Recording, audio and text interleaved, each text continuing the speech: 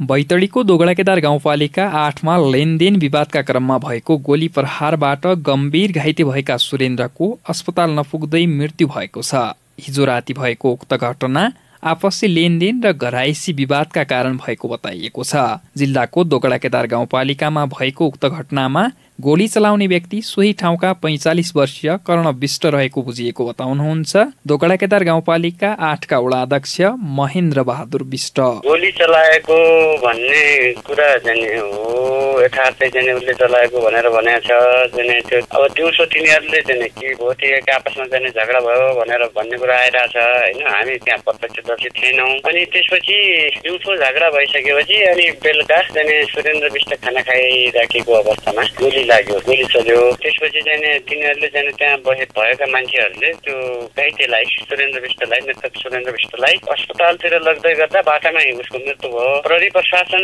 आएर अभियुक्त फरार अभियुक्तलाई जाने खोजी गर्दा जाने अब रातको समय भयो, उताबाट जाने आउँदा अलिक टाइमै लाग्यो। खोजी कार्य जारी राखेको छ। लेनदेन र पारिवारिक विवादले उग्र रूप लिनु नौलो कुरा चाहिँ होइन। विगतमा पनि कतिपय ठाउँमा पारिवारिक विवाद र लेनदेनकै कारण ज्यान नै गएका घटना हामीले सुन्दै आउने गरेका भए पनि यो घटनामा भने आफन्त नाता पर्ने कर्ण विष्टबाट सुरेन्द्रको गोली प्रहार गरेर हत्या भएको छ।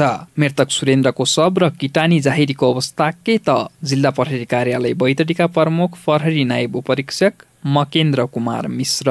उहाँको बुवाले किटानी जाहेरी दिनुभएको छ। पोस्टमार्टम भइसक्यो। पोस्टमार्टम भएर लास चाहिँ अब सत्करको लागि उहाँको मृतकको बुवाले जिम्मा लिएर सत्करको लागि लगिसक्नु भएको छ। यता फरार कर्ण विष्टको व्यापक खोज तलासको लागि हामीले प्रहरी निरीक्षक 2 जना इन्सपेक्टर साहबको कमान्डमा 3-4वटा टोली बनाएर हामीले सर्च अभियान गरेका छौँ। तथापि अहिलेसम्म रिजल्ट आइसकेको अवस्था छैन। मान्छे पहिचान भइसकेका छ। ठाउँ ठाउँमा हामीले उहाँको भुलिया सहितको विवरण लगभग चारैतिर हामीले डिस्प्याच गरेका छौँ। अब नाकाहरू सबैमा एक जाँच गराइएको छ। तथापि अहिले उहाँ फेला परेको छैन फरार प्रतिवादी चाहिँ। यता हामीले अब प्रविधिको प्रयोग मार्फत पनि हामीले लोकेट गर्न खोजिरहेका छौँ। कतिपय कुरा अब अनुसन्धानको सिलसिलामै छ। अब किटानी जाहेरी भनेपछि अनुसन्धानको क्रममा अब के छ अनुसन्धानबाट के कुरा खुल्ने हो त्यसपछि म सार्वजनिक गरौँला। अहिले किटानी जाहेरी परेको छ होइन। अब कर्ण विष्टको विरुद्धमा अब अनुसन्धान हामी गर्दैछौँ त्यो विषयमा। यस्तो हो, लाइसेन्सै भए पनि त्यसरी चलाउन पाइँदैन होइन। त्यो लाइसेन्स भयो, हतियार भयो भने त्यसरी त्यो चलाउने अनुमति हुँदैन नि त। कसैलाई मार्न गरे लाइसेन्स दिने कुरा हुँदैन। मृतकको शरीरबाट बरामद भएको छराहरू हेर्दा घरेलु हतियार, घरमा बनाएको हतियार जस्तो देखिएको छ। तथापि अब यो विषयमा हामी थप अनुसन्धान गर्दैछौँ। प्रतिवादी जबसम्म पक्राउ पर्दैन तबसम्म यो भन्ने अवस्था छैन। गोली लागेका सुरेन्द्रको मृत्युपछि पोस्टमार्टम गर्दा घरेलु हतियार प्रयोग गरेको प्रारम्भिक रिपोर्ट प्राप्त भएको छ। तर अहिलेसम्म मृतक सुरेन्द्रमाथि गोली चलाउने दोगडाकेदार गाउँपालिका वडा नम्बर 8का 45 वर्षीय कर्ण विष्टलाई भने प्रहरीले नियन्त्रणमा ल्याउन नसकेको र प्रयासरत रहेको बताउनुहुन्छ जिल्ला प्रहरी कार्यालय बैतडीका प्रवक्ता प्रहरी निरीक्षक बलदेव बडु।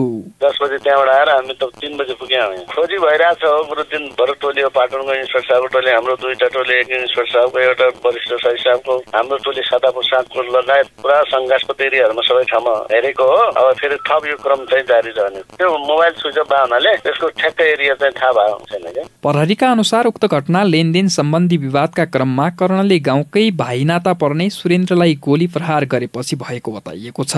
यो घटनापछि कटोचपानी सहितको दोगडाकेदार गाउँपालिकामा एकातर्फ त्रास फैलिएको छ भने अर्कोतर्फ गाउँ नै शोकमग्न भएको छ। रेडियो निङ्लासेनी, गोविन्द पन्त, बैतडी।